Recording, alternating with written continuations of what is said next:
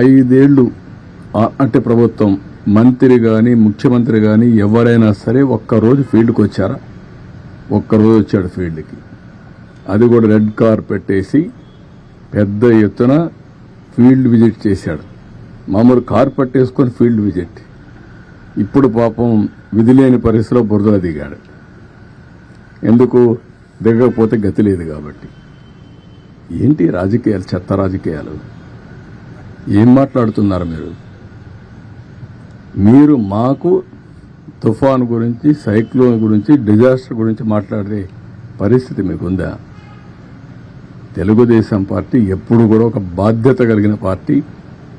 ఎవరికి ఎక్కడ కష్టమున్నా సమర్థవంతంగా, అది కూడా ఒక శ్రద్ధతో పనిచేసే పార్టీ.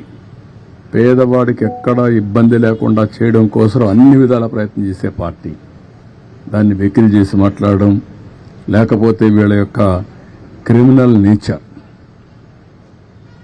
ఆ క్రిమినల్ నేచర్తో ఏం చేస్తారో తెలియదు మనకు. వాళ్లే నేరాలు చేసి ఆ నేరాలు వేరే వాళ్ళపైన వేసి తద్వారా రాజకీయ లబ్ధి పొందాలని ప్రయత్నం చేస్తారు.